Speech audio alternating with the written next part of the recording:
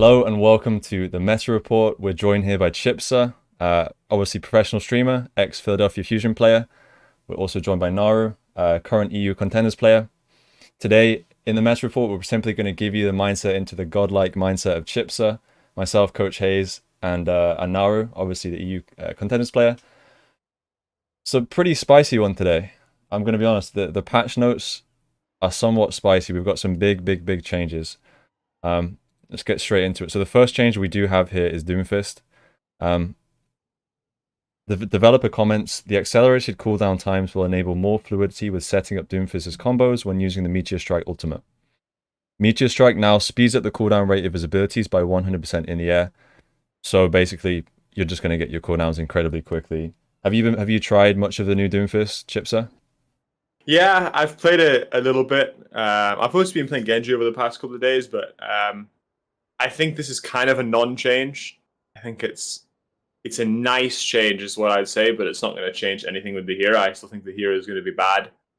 The only times it really helps is, let's say you're like all-inning a target. Let's say there's two people, you kill the first one, the other person's half HP, and then you land on them with your ult. And you don't quite finish them off, and then you'll have your ult, your cooldowns faster. I mean, I don't know. I don't think it's particularly relevant. Obviously, the times it's useful is when you're using your you go into your ult and then you're basically using it immediately, and then your cooldowns are faster. It's just that's generally not how Doomfist is played, in my opinion. I think it's going to be maybe 5% of the time when you ult, it's going to be relevant. Yeah.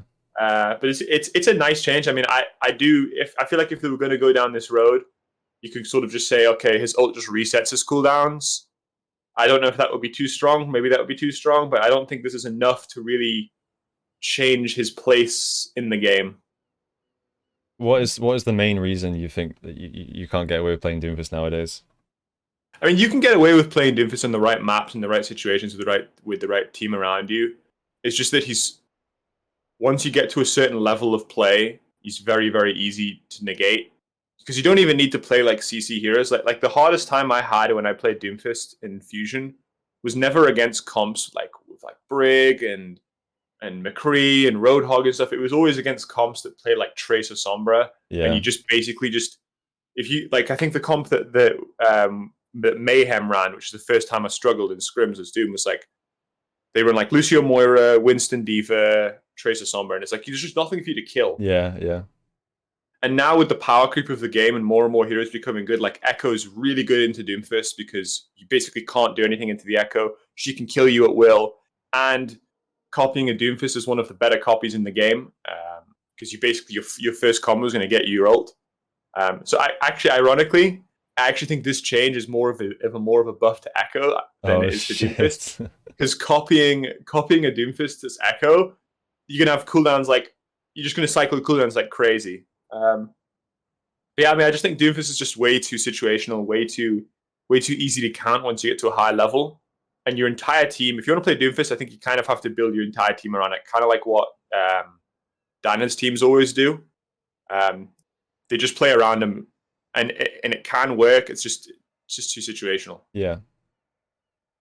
Surely you can get away with, obviously at the highest level in scrims, these teams are going to figure out how to deal with it. And like you said, like if you can stop the Doomfist even setting up by playing something like Sombra Tracer, it's going to be difficult. But how are you feeling in ranked on, like, have you tried these Doomfist changes much, or what have you been playing more of something else? Yeah, I mean, I've played Doomfist a little bit. I mean, I just don't notice the changes really. Like he feels in the same spot that he is before. Like he's okay if the enemy comp is really bad into you, and I think he's actually really good if the enemy comp is really bad into you, or if your team plays around you. Ideally, both. He just, once you get like the higher reload games where you're playing against really good players, it's just really hard to do anything. Like you have a Tracer that just marks you the whole time. You can't 1v1 her because she's 10 times the hero that you are, and then you can't go on flanks because you're being marked. Like it's a pain. So he's just like he's just a situational hero. Yeah, I think he's a hero that you have to be able to flex off him to make him viable. That's the way I think about him. So are you kind of like pulling him out on like Lijiang Control Center, and aside from that, it's like, well, you're just pulling him out versus like brawl comps. I play him all the time because I enjoy playing him. But if I was gonna do it seriously, yeah, you'd play him on like Control Center, you'd play him on like Kings Row, you play him on like Icon World First Point, Hollywood First Point Defense, maps like that where you can get real value from him. I think the issue is that you kind of need to play Zarya with him or Anna, ideally both, if you really want to make like huge value from them. Yeah, I don't know. If he wants to become meta, which I don't know if the game needs Doomfist to be meta, he's going to need more buffs than this. Well, I think sorry, you can keep. Well, I was just going to say, like, we do occasionally see metas where Doomfist does shine, but it's usually because some other heroes are broken, and Doomfist kind of just comes in to kind of clean up and make sure that these heroes don't go out of control. That's kind of where Doomfist sits. He just sits there and kind of like, if a certain composition gets too powerful, like for example, we saw double shield being extremely strong, and we saw the more like, this was literally a couple of years ago when we were playing the Reaper Doomfist Orisa Sigma comps with Lucio Moira.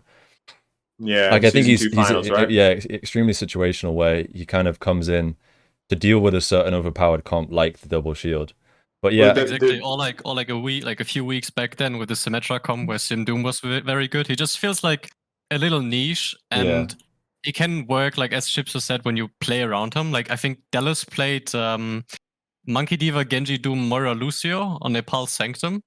And like the good thing about the comp is that if they play Baptiste, you have so much damage that is not like matrixable or peelable, that you can just knock the Baptiste out of the lamp. Like there's some niche situation where he gets like a lot of value, but I think if you buff him too much and he becomes hard meta, it also depends like if that's what Overwatch really wants, right? Yeah, I don't know if Doomfist will ever be a hero that's like same picked all the time. He is just a niche, isn't he? Like he's not a tracer that can just be played everywhere. He's a niche hero. Unless he gets reworked, I don't think he can ever really.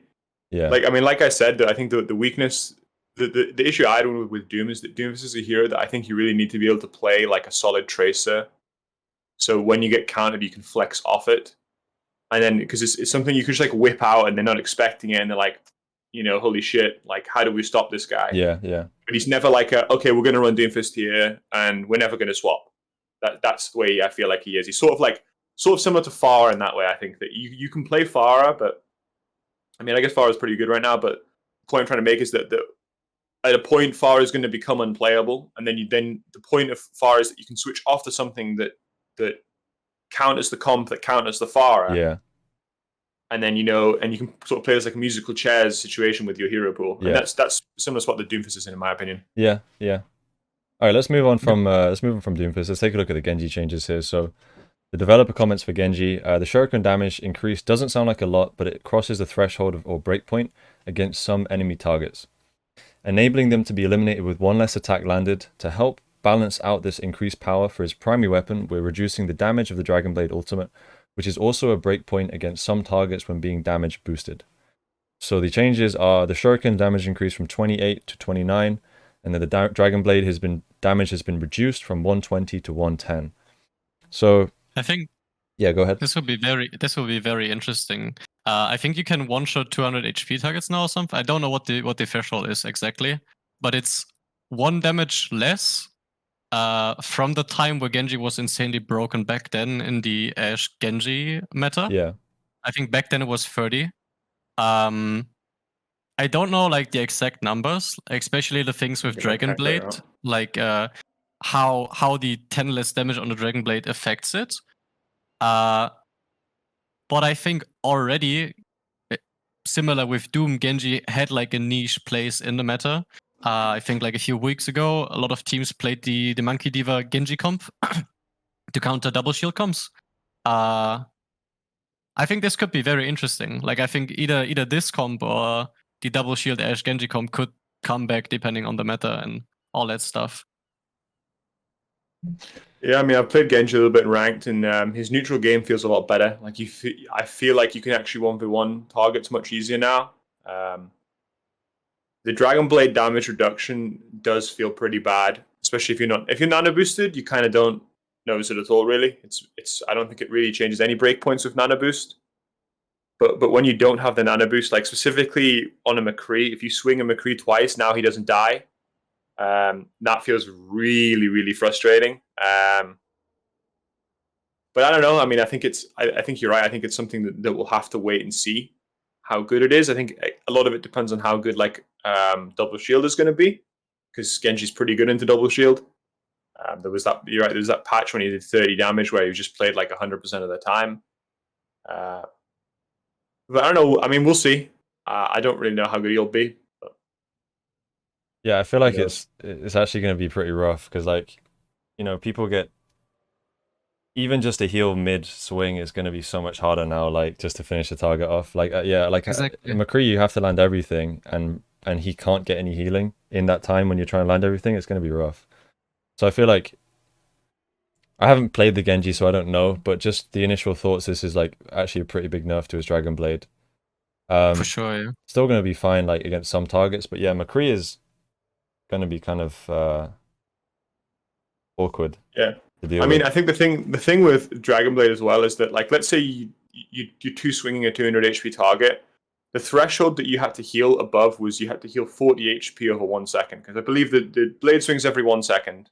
So by the time the first swing connects and then the second swing connects, it's a 1 second gap. Yeah. You had to heal 40 health in that time for the person to not die. Now it's only 20 health. That's a massive difference. Between 28 HPS and 40 HPS is a huge difference. Yeah. So now I think outside of Nano, the blade is going to be even worse than it already was. So yeah, I mean, any sort of passive healing from Lucio and Brig or something, or like Baptiste Shift is just going to negate your blade now. And I don't think it addresses the problem with Genji, which I always thought the problem with Genji is that Nano Blade's too strong and his neutral game's too weak. And I don't think this actually addresses that issue really at all. Like, it buffs his neutral game, but it doesn't really nerf Nano Blade at all.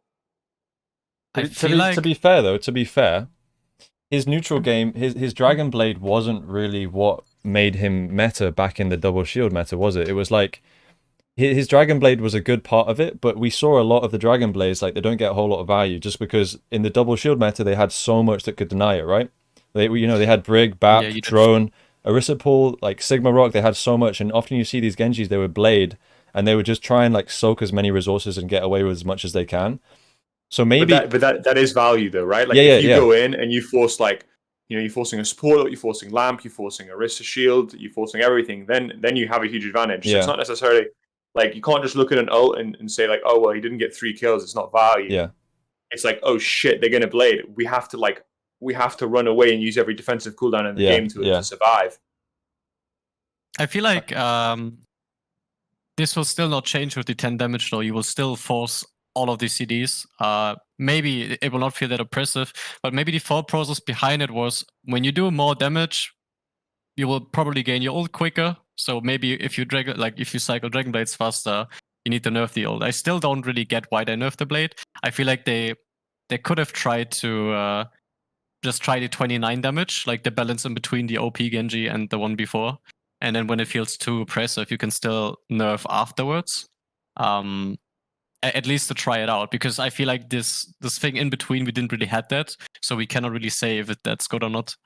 I mean, I've always said that I think that the change I do to Genji, and I don't know how difficult this would be, but you just make it so his blade can't be damage boost, and then you could do a compensation buff to the blade.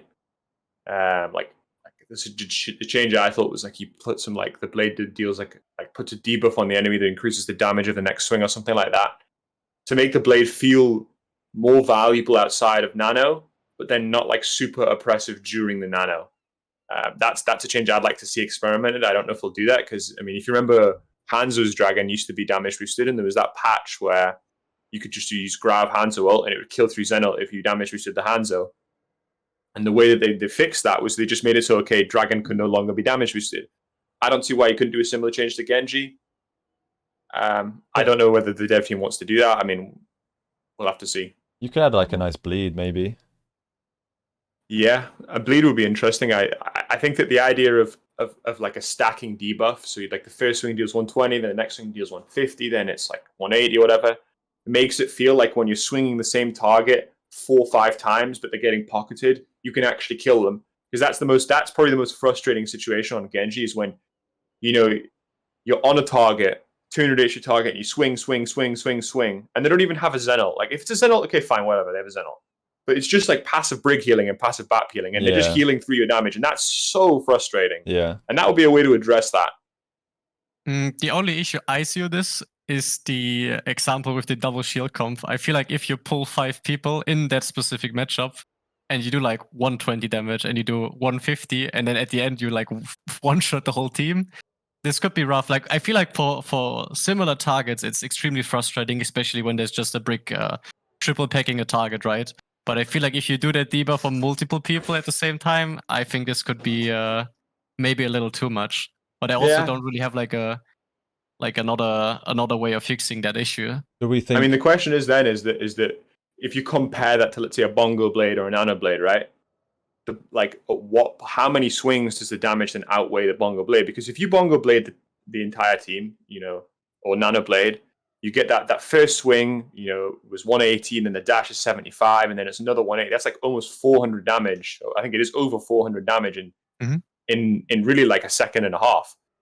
Whereas this wouldn't be that much. So I don't know. It would be a change I'd like to see experimented. You're right. It might be a little bit oppressive. Like, I think it would then shred tanks really hard. Because swinging like a Ryan, let's say you swing a Ryan Zai or something like that, that's going to ramp up really fast. And I don't know if they want Dragon Blade to be a tank buster. It's just something I thought. I also don't know how hard that would be to implement to the game. It might be like a coding issue or something. I think it'd just be a cool change.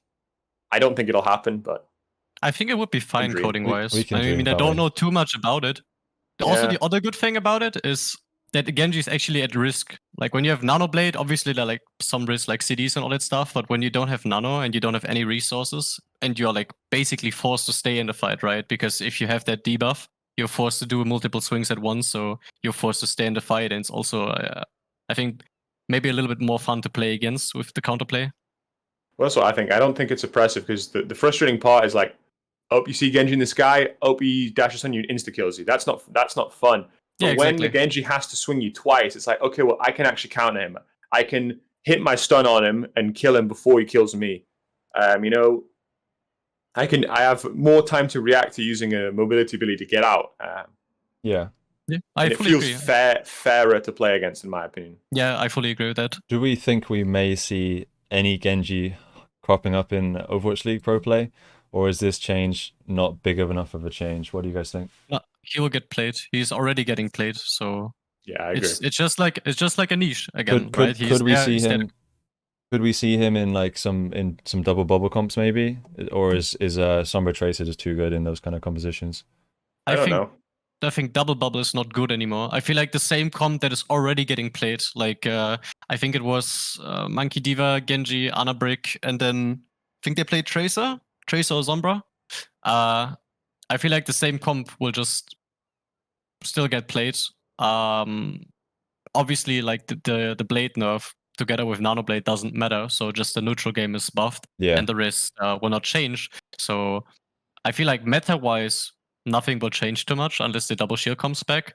But the comp that is already getting played is just a little bit better. Yeah, I think on maps like Temple of Anubis A, points where there's like teams will play like double shield and like a sniper at the back, and maps where like Nano Blade feels really effective, I still think Genji's going to get played. I mean, like Naru said, like he still does get played in the meta. Yeah, sure, he's a niche pick, but I still think he'll be played in that niche. I mean, I think as long as Nano Blade exists, Genji will always have a degree of a point in the meta. Okay. Let's move on to Moira. So we got a small Moira change here. Moira has been recently underperforming a little bit. This increase to her self-healing with Biotic Grasp will help improve her survivability while in range to recharge her healing resources. So a small change here. Self-healing is increased from 20 to 24 health per second. Actually, I'd say this is a pretty big buff. Yeah, I think it's unnecessary though. I don't think it's needed. I think Moira has a lot of save sustain. I think every good player is good enough to peel himself as Moira. Yeah, when I think about when I think about Moira, I don't think, okay, she needs more survivability. This is not what I think about when I think about Moira. So this change to me feels a little bit strange, but yeah, sorry, what were you going to say, Naru? I feel like they want to push Moira. I mean, she's already a niche. She's getting played in very fast comps. Like the 6-man rush, right? I feel like they want to push her into a niche of a support that is just not killable by giving her a lot of self-sustain with Fate and the Orb and all that stuff.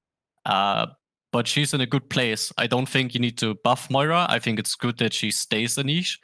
She has a place in the meta every time, and I don't think you need to buff her strengths, in my opinion. Yeah.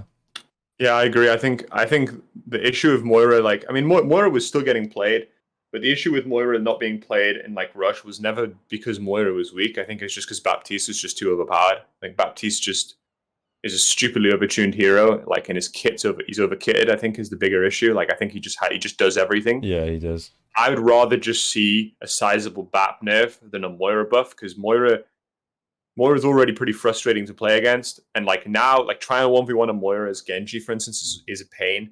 Now the extra 4 HPS, like it's going to be so much harder. And she didn't need changes. I think she needs more of a rework than nerf/buffs. I think if they want to make her a hero that's viable. I mean, my opinion on Moira is that she should be a hero that's really not viable because I think she's the easiest hero in the game to play. And I think that at the highest level, I don't think that should be rewarded. And I'd rather just see her as like a niche. Okay, we're going to run like a 6-man deathball comp. We're going to play Moira, and she doesn't really get played anywhere else. So I never really liked Moira buffs. I'd rather see instead this should be a Baptiste change of some sort rather than a Moira buff. It's just my opinion. It's also like very boring to play against, and a very like I don't know, the playstyle is just you go there, you farm your coalescence, and then you push and rush it down. And it's I don't think it's fun to watch. I don't think it's fun to play, and I also don't think it's fun to play against. So it's just. I mean, they did address the coalescence though, didn't they? Already, they addressed the coalescence. Is it still as bad as just farming coal every time? Yes, it's still the same. I think it's maybe a little bit harder. Anyway, but she doesn't feel like a change. She doesn't have any utility. The idea of Moira is you just have so much HPS and it's in so many people, and then you line your coal properly, it can DPS as well. That you just overwhelm them with HPS and DPS. What was I going to say? Oh yeah, like when you're watching Overwatch League, there's almost no feeling worse than seeing like Alarm versus Jonak, and they're both playing Moira, and it's like, oh my god, like what? What's the point? I want to see them play Ana. I want to see them play Zen. I want to see them frag out. Like, and you're watching them just like. Oh. It does feel kind of criminal. It's like, oh my god, it's just like pointless. I feel like she needs a rework 100%. I don't think any nerfs or buffs that they do to her will do anything to address the issues she has. Yeah, I agree. I think at least add one, skilled ability to the hero. Like, yep. Are you ready to hear my rework for Moira? Oh, then.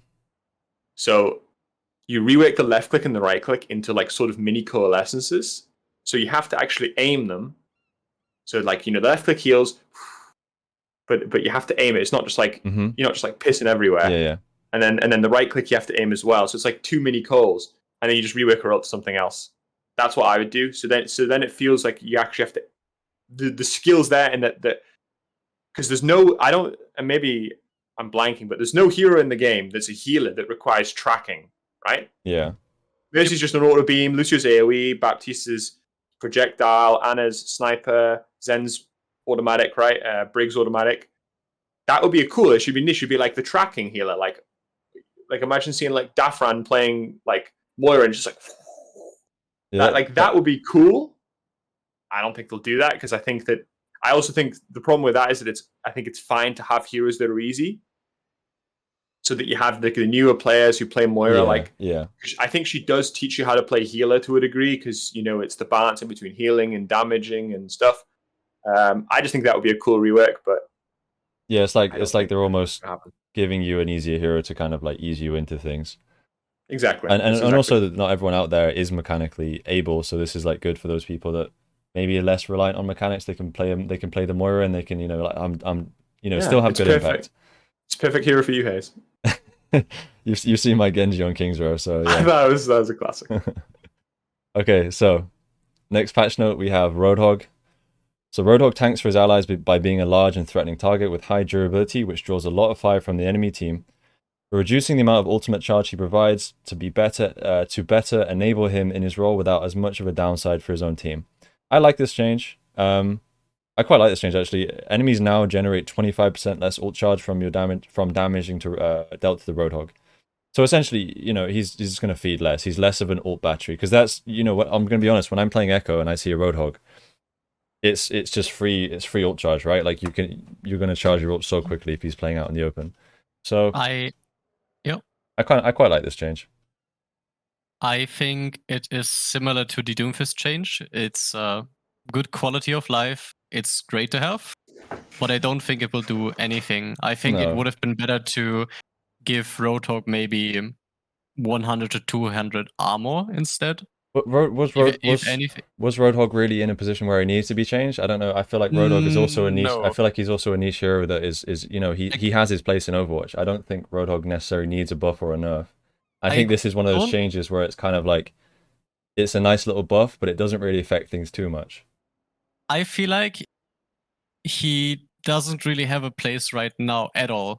Like as soon as Orisa got buffed again, he had a place when Orisa was really bad, right? Because then there were comps like Sigma Hawk. It was also the situation where his damage was just so broken that he was able to one-shot tanks and Zaya's and all that stuff.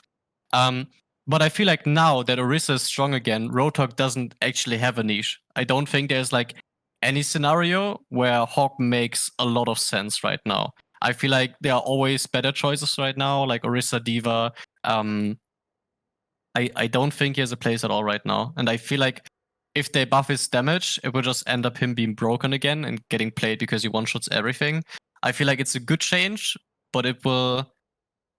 I don't know. I feel like he's always a good hero for rank because people don't know how to play against him. They don't punish flanks. But when you go into a higher place, people keep track of him. It's very easy to punish his hook. He can feel oppressive sometimes, but I feel like he's like in a similar spot to Doomfist, but even worse. Yeah, I feel like at the end of the day, there's always going to be some sort of like tier list in Overwatch, and I feel like Hog is. In terms of skill, I feel like Hog is down there with some of these other heroes like Moira and Mercy. And the other reason I feel like Hog doesn't have too much of a place is that who does he synergize with aside from Orisa? Like, no one really. No one. Like you've got your duos. You've got Winston D.Va. You've got Orisa Sigma. You've got Ryan Zara, Ryan D.Va. Maybe no W2. Solo tank Hog? Yeah, could be. Okay, exactly. Okay, my perspective on this Hog change is actually like totally different to yours. I actually don't like this change because I think the whole point about Roadhog, I look at Roadhog as a hero, and I look at the strengths of Roadhog. Right, he can one-shot people, and he's really hard to kill by himself. Right, like in general, you can't like push a Roadhog 1v1 and kill him. Yeah, I think the weakness of Roadhog is that he feeds ult. That was the problem with Roadhog. Like every time you had a Roadhog and he's doing bad, he's feeding a shit ton of ult.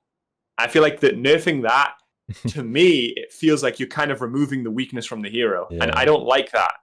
I like it. I like when heroes are balanced around their weaknesses as well as their strengths. And with the general adding of the new heroes, it doesn't feel like they do that. Like for instance, what's Baptiste's weakness as a hero? Like he doesn't really have one. He does everything. And I like it that like a hero like Doomfist, when he has no cooldowns, is literally worthless. He's literally a cosmetic hero.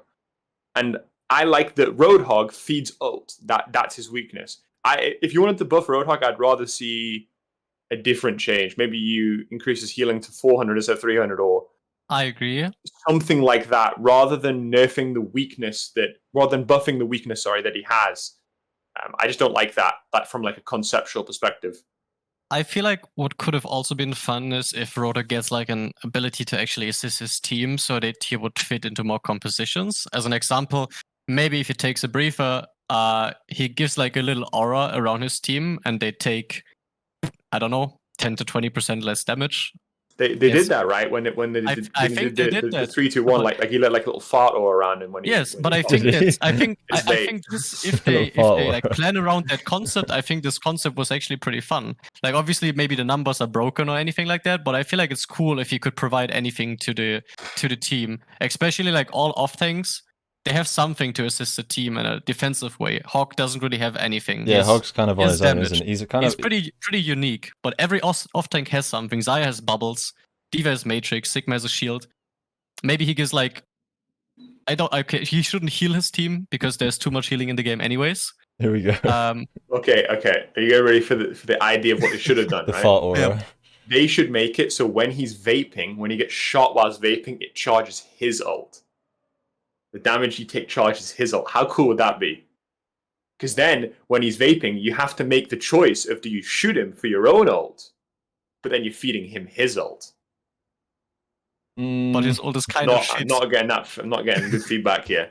His ult is pretty weak. So that's not the point, though. Okay. Yeah, it's cool. Yeah, it's like a cool mechanic, but I just feel like there should be one defensive tool that he provides to his team, and it would already do like something, right? But it should be unique. It shouldn't be like another shield. Like shield, there's too many shields anyways. It should be just a little defensive thing on the side. No, I think Roadhog was a casualty of 222. I think that he was a hero that never really. Because when I think of the game, and when I think the game is healthy, is you have like tank duos. You have, you play Ryan, you play Zai, you play Ryan Zai. That's a classic. Yeah. Winston Diva, that's a classic. Orisa Hog, that's a classic. But ever since Sigma got added, Roadhog kind of got pushed out the role with Orisa, and you generally are playing Sigma with it. Because back in the day, in like season 1, it was like if you play an Orisa comp, you were either running Diva for the more high ground defensive, or you're playing Hog for the more aggressive. Look for pull combos. But nowadays, Sigma just fills that role completely. And the Hog just feels completely obsolete. And when you have heroes like Hog and to a degree Zen, I think as well, where you have this sort of hybrid between a tank and a DPS, or in Zen's case, a support and a DPS, the game kind of becomes a bit weird in that way. Especially Hog, but I think Zen's overpowered. That's a totally different story. I think Hog just doesn't really have a place in the game when it's 2-2-2. And I think obviously when OW2 comes out, he's going to be, I have no doubt that Roadhog's going to be massively reworked. But you're right, I just don't think he's a hero that can really work in the current 2-2-2 climate. Yeah, I fully agree. Like without being overpowered, of course. Mm-hmm. His niche already just got filled by Sigma, and there's just no place for him. He needs something unique for himself to make him special.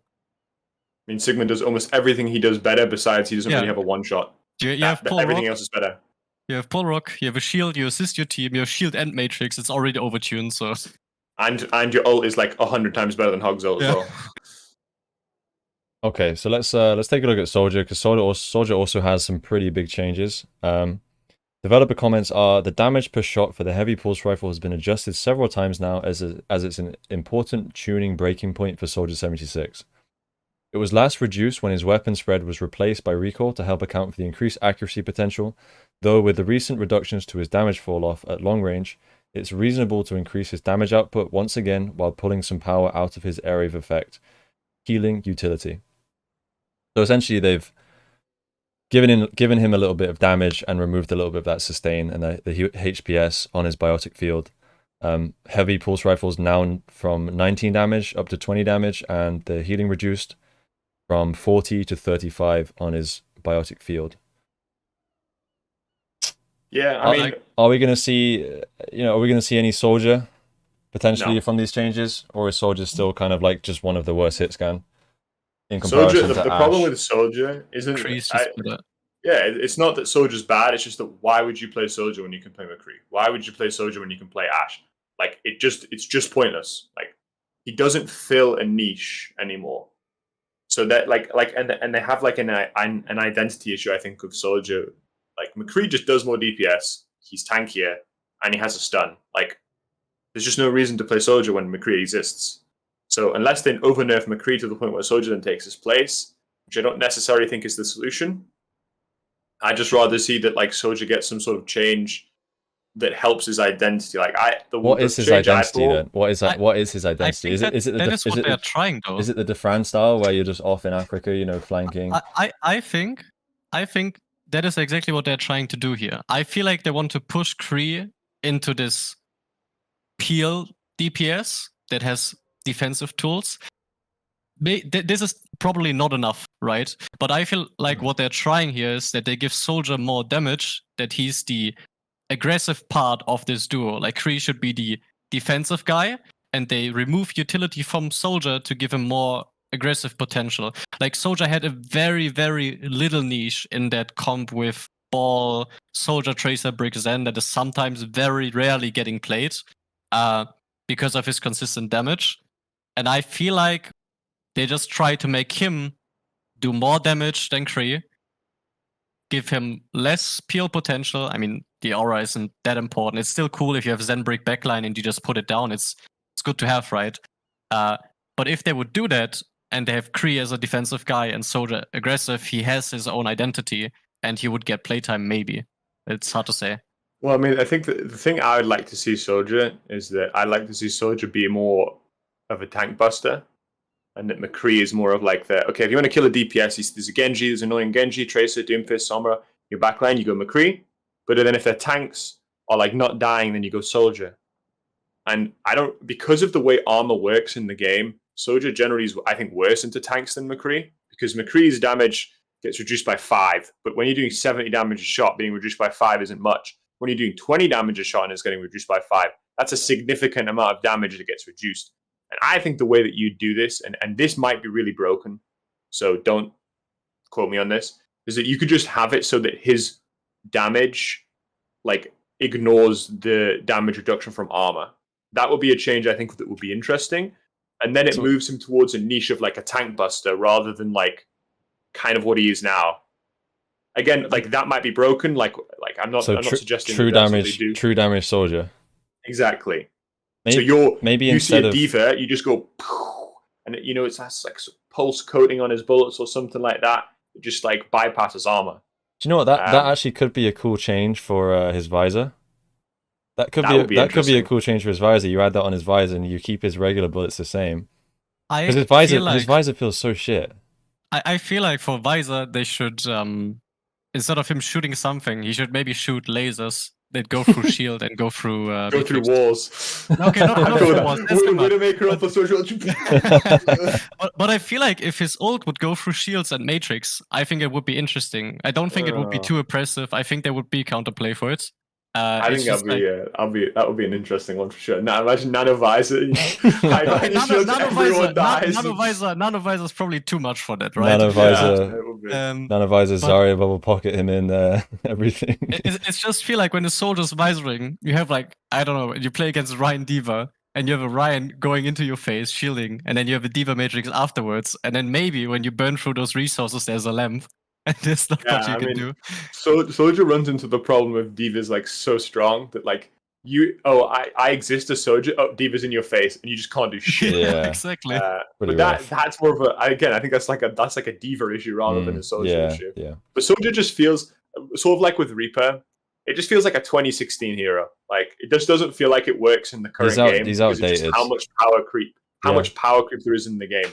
I agree 100%. But I wonder if they would actually push Soldier as well, like into a tank busting situation, because I think they already want to have Reaper as that identity, even if it's not that successful right now. But they are trying to push Reaper into a tank busting situation. You can have Reaper as a tank buster who's the close range tank buster, and then you have Soldier who's the long range tank buster. I feel like Soldier's identity is like he's independent. Like he has sprint, right? He has his own heals. I feel like his identity is that he's independent from his team, and that he can move off and take these separate positions from his team, control certain areas that maybe his team couldn't, or this McCree couldn't, because obviously he's more exposed, which is kind of what we see with this Defran style, like how he kind of pioneered playing the Soldier back in the day. I feel like, but I think the way that Defran played Soldier was really bad though. When I watched those selfless videos, the only reason that he got value is because he was so good at the hero. But like, I mean, I've said this, and obviously this is my ego talking, but like, if I was playing Doomfist into Defran Soldier, I'd farm him on CD because he's so exposed and so alone, and so just such a free kill. I don't think that's the way that. I mean, this is kind of getting on a tangent here, but I don't think that's the way you're supposed to play Soldier, and I don't think it's the way that. But should be played. Can you not put so much more pressure on, like the fact that Soldier has that mobility, the fact that Soldier has his own sustain and heals? Is that not kind of like, if you just look at like logically those abilities, does that not incentivize you to go off and take separate positions from your team? Maybe not hard flanks like Defran did, but taking like separate angles from your team and trying to put pressure. If you want to do that, You have to make his 1v1 stronger. But I think the healing reduction probably doesn't make his 1v1 worse because the damage it offsets it. But if then you want to make his heal station really good because then it increases the 1v1 potential. I don't think that's what Soldier is good for, because the issue of Soldier has always been that you can't close the kill. You can do damage like McCree, but you can't close that kill. Like you peek a McCree and boom, boom, he hits a headshot body shot on you, you die. But if a Soldier beams you, it's much harder for him to finish you off unless he hits the rocket on you. Yeah, you need to get the helix. Just because, but like that's where I think of Soldier. He's not designed to be like a sneaky. He's designed to be like a consistent damage like output. And he's just your health's just going down and down and down and down and down and down and down, and someone else finishes you off. I mean, maybe what could also work for this tank. Okay, that might be interesting for the tank busting situation. What if there's like a change for Soldier that the longer he shoots on a target, the more damage he does. That way you get rewarded for good tracking, because if you miss your shots, then obviously the debuff isn't there, right? But if you keep shooting on a target, and if there's like a tank not being smart and keep peeking the Soldier, his damage will wrap up and he will do more to him. So he will burn him. So it's like symmetry beam, basically. A little bit like that. Maybe not that much as a damage, but just that would be interesting. Because good play gets rewarded like this, and he would have his identity as a tank buster. I mean, I've always thought that Soldier to me always strikes me as the healthiest hitscan hero. Like, I feel like when I die to a Soldier, I almost never feel like, oh, that was bullshit. Whereas every time I die to a Widow, I'm like, that's bullshit. No, I agree. He is healthy, but I feel like the game is not healthy. There are like too many anti-fun abilities, like Diva Matrix and all that stuff. Chipsa said it perfectly. Like Soldier's he's an outdated hero. He's an old man. He's been all these new kids on the block just kind of nerfed him into the ground. Bless him. All right, let's move on to Wrecking Ball. So Wrecking Ball is the fastest hero in the game, which works well for his disruptive playstyle. However, to help reduce his contribution to objective stalling, his grappling claw ability will now start on cooldown.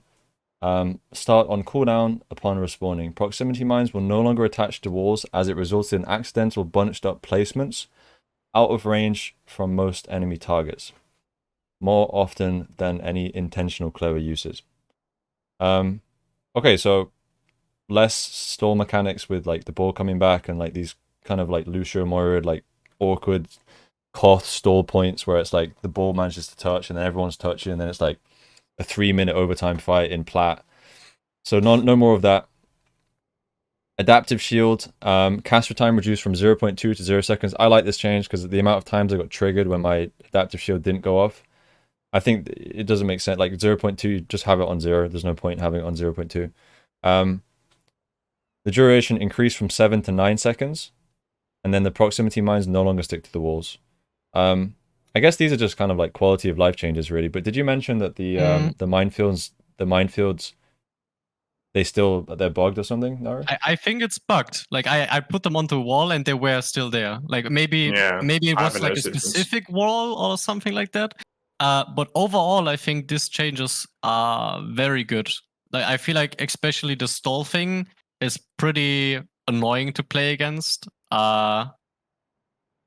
Second thing I would need to check, but I feel like grapple has 4 seconds cooldown. So by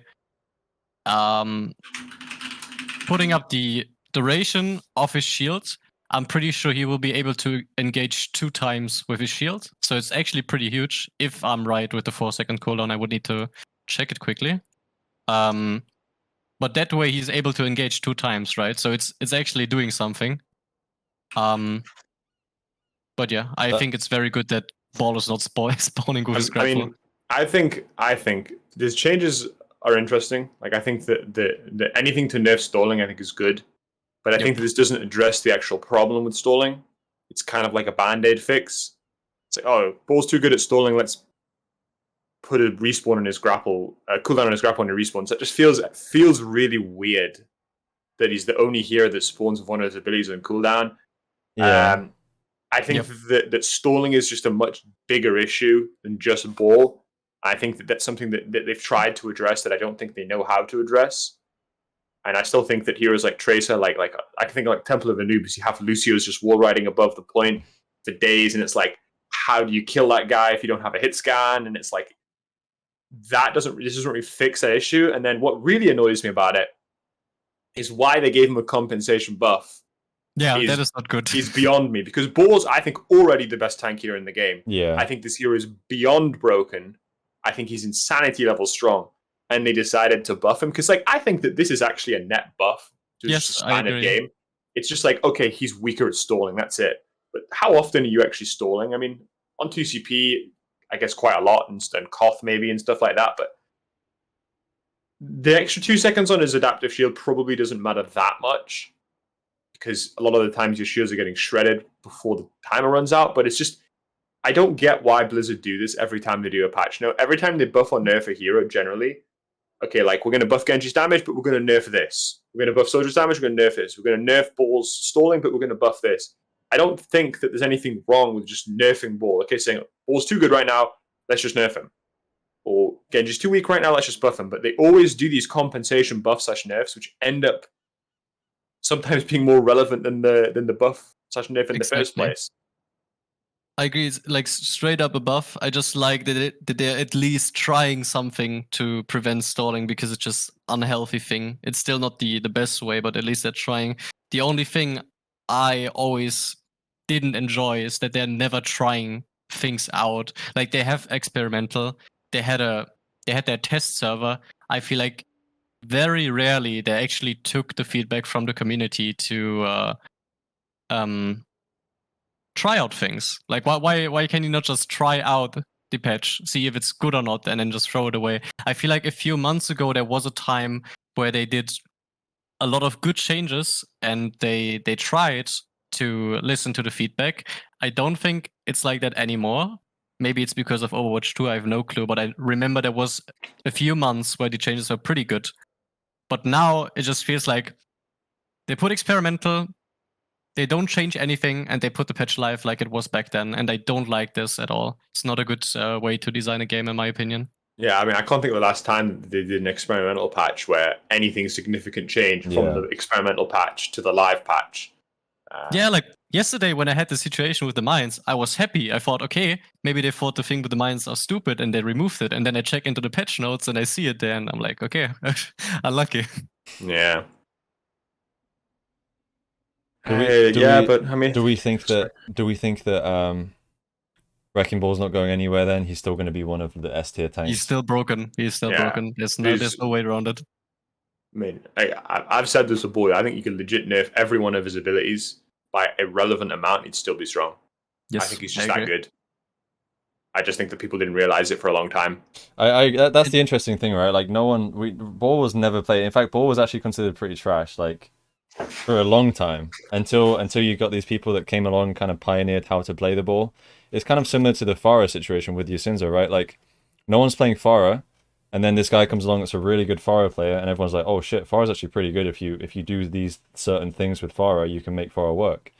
But especially with the hitscan range nerfs as well, which I think really only affected Pharah Echo. Yeah. Pharah was always a niche hero. Yeah. But with all the changes and stuff, and you're right, and people picking up Pharah and stuff, she's become way better. Mm. But with Ball, I think it's like, I think that Ball is sort of similar to Doomfist and Pharah in the way that, like, the skill floor of Ball, I think, is really high. Like, to play Ball at a competent level is actually, I think, is really tough. Without just, like, the difference between playing, like me playing him, where I've never played him before, and not constantly feeding takes a long time to get to. Yeah. But I think once you're at that level, there's not that much room to get better. But I think that the people in Overwatch League, the tank players, just didn't give Ball enough of a chance, and they never hit that skill floor enough to the point where they weren't just feeding on him. And then they just end up going back to their comfort pick of Winston, because Winston and Ball often sort of fill a similar role. They do, yeah. And obviously people have been playing Winston for 5 years now, you know? I mean, he was the meta hero pretty much. He's been a meta hero like the entire history of the game. Like, he's always been decent. So people have experience on him. But now I think once people realize that once you get that certain level on Ball, he's just infinitely better than Winston in most situations. Yeah. Yep, I agree. Like, what I would like to see is overall that they nerf Ball and they put Monkey and Ball into 2 niche picks. It's kind of happening already a little bit, but what I would like to see is that Ball is that aggressive tank that is going for execution hard dice, and that Monkey is like I think it's already a little bit like that, but Ball is just overtuned.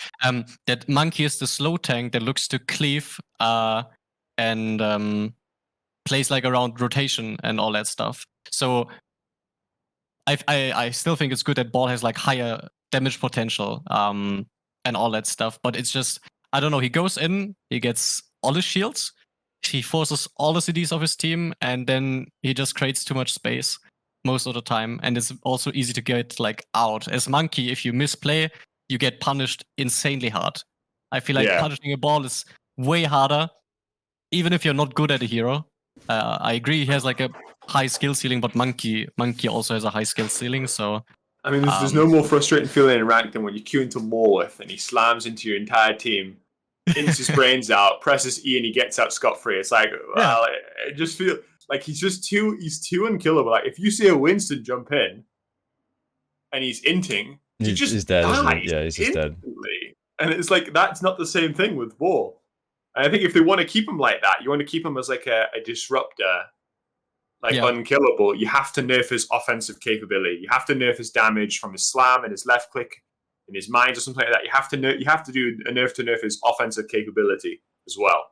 Yes, like there are two options. Either he's disruptive, he's annoying with boofs and slams to just annoy the enemy team, or he's the aggressive tanks and you nerf the other part of it, and then he fills the niche of a very aggressive dive composition with a tank that takes less resources than a Monkey as well. Like, the thing with Ball is just he doesn't need any healing. With Monkey, you would never be able to play Zen Brick as your backline, but because Ball has so much self-sustain and so much damage, you can actually play comps like Zen Brick, where Ball doesn't need anything. He's self-reliant like a soldier. He has a niche play. He has one-shot potential. Okay, not completely one-shotting, but he just has everything, kinda, and it's way too much. Yeah, I agree with you. I think if you could play solo tank in the game, I think solo tank Ball would probably be played. It was already getting played back then with quad DPS. Yeah, because I think you could run like triple DPS Ball, some supports. I think that because Ball the issue he's with Ball independent, in right? GT2, He's independent. That's the issue. But I think that's a bad thing, not a good thing. Is that I think that especially obviously with OW2 this isn't going to be a problem. But in a 2-2 situation, I think that the game should be balanced around tank duos. But Ball doesn't need tank duo to play with him. That's why you can play like Ball Hog or Ball Sigma or whatever, because you're kind of just having two independent forces that don't help each other. But if you play Winston and you don't have a Zarya or a D.Va, he's going to die every single fight on cooldown with no counterplay. Like, he's just going to die. Same with Reinhardt. You can't replay Reinhardt without a Zarya or a D.Va of some sort, because the Ryan's just way too vulnerable to be just insta-killed. It does feel pretty rough. That's also what I don't really understand. It feels like at some point they just make tanks very they give them way too much sustain. Like, back then, all the tanks, as you mentioned, Ryan and Monkey, they need someone to protect them. Sigma doesn't need someone to protect himself. He has so much. He can stay on his own. He doesn't need healing. He has a shield matrix, everything. Ball doesn't need anyone. They just make tanks that don't take any resources and are completely self-reliable, right? Back then it wasn't like that, and I feel like the tank balancing back then was insanely good. Like, I enjoyed playing Ryan Zarya, I enjoyed playing Monkey D.Va, but the tank compositions now are not very fun to play against. I mean, it is fun to play. Like, there's depth, but I still feel like it's not completely the healthy way it should be. Maybe. Well, I've always said I think that the game in the healthiest spot is when it's like Ryan Zarya and Winston D.Va, or the two meta comps, and what you play is just depending on the maps and depending on the style of team. I remember in early OW you had a team like NIP who just played triple tank rush constantly. That's all they played. And you had teams like Rogue and E United that just played triple DPS dive. Mm-hmm. I think that was when the game was the best. When you had two teams that played opposite styles against each other, but one of them wasn't way better than the other one. It was balanced to a degree where you don't constantly have mirror matches. But I think that's so hard to get in the current game. It's ridiculous. And especially, I think, with the mentality of a lot of these teams that they have, their experiences firsthand. You play a comp in scrims, KDG tells us, okay, we're going to play this comp for 2 hours. We play this comp and we get shit on by another comp. And instead of trying to learn how to beat that comp with our comp, we just copy that comp. Mm. And that's just the way it always goes. It's how there was that one patch where Torb was played everywhere. It was just, I think it was Gladiators played Torb and they beat a team. And oh shit, let's just play Torb. And it literally was like a virus that just spread between the teams. It was the Torb virus. Everyone just played Torb. And it was like, so if you can't beat them, just join them. Exactly. Like, and that was mostly because of the hero pools were changing every week, so you just didn't have time to practice different comps because you had 1 week of practice. But yeah, I mean, I think that was the glory days of OW and the best possible situations when it's not mirror matches every game. It's you have a team like Chengdu who are running their Farah ball tracer shit, whatever they run, and you have a team like Fusion who runs, like a standard traditional rush comp or whatever, and then they go head and head and see which one wins. I think that's the dream scenario. I just don't think that's really a realistic situation that they can get in. Yeah, I agree. Those are my favorite teams that clearly have an identity on what they want to play. Like for example, Yes, like last year Shanghai, right? Like Shanghai did not want to mirror people on goats. They were playing these anti-goats compositions. They were playing triple DPS. They were playing anything they could aside from goats because that's what they knew they were good at. And so 2 years ago, right? Yeah, sorry, 2 years ago. 2. I love those teams that they don't conform to the meta. They play what they think they're good at, and they force everyone to conform to them. Those are the cool teams that I like to watch. To your point, Chipsa, about in the early days of Overwatch, I think it's also really interesting to see how much Overwatch like has evolved since then as well. Like everyone's understanding of the game as well has developed so much. Like we couldn't get away with that now because it's just obviously the game has developed so much, which is really cool to see how everyone's like even now people are still learning and improving and like learning something new and figuring out how to optimize and how to play and understanding really how these heroes fit into certain compositions, which I think is super cool to see. I think the better people get at the game and stuff like that, the more the meta gets stricter rather than less strict. Yeah, 100%. Realize what's broken and what's not. Like every time when a new patch comes out, people just try out things, and it's very cool. Like sometimes there are situations where 3 to 4 comps are meta, and not everything is getting played on every map. At some point, it just gets stable, right? But then after a few months, I can give like goats as an example, right? With goats was insanely strong, right? But even and they tried to implement 2-2 to fix that. But even at the end of goats, without too much happening, people came up with those triple DPS comps to counter it. So there's often also like a way to fix it, like the stale meta. Well, goats is a really interesting example as well because goats was like the standard goats. The original goats was with Moira, right? Lucio, Moira, Brig, Ryan, Zarya, Diva, right? Mm-hmm. And then people realized that Zen's better than Moira in the mirror because you get the extra tank damage. But then later on in goats, towards the end, people realized that the best comp was actually to run Sombra with the goats. Because of the way you could use EMP and the way that you could neutralize. I don't remember specifically what it was. I don't remember if you switched the Diva or the Zarya up for the Sombra, but you switched one of them out. Yeah, switch to Diva. Yeah, and because the way that Goats was played, it was like you'd run like you'd grab Diva Bomb and then the Rhine would charge the Rhine out the grav. But if you played it properly, what you'd do is that as their Rhine's charging, you'd grab the Rhine so that he couldn't charge your Rhine out, and then you could shield the Diva Bomb and stuff. And like that meta evolved so much, despite the fact it was kind of sturdy. And then like people realized that like Sombra Goats are just better because then you get like EMP shadows and stuff like that. The problem with that was that it definitely was like way too stale, and it was. I mean, even just changing one hero in Goats, it's effectively the same comp.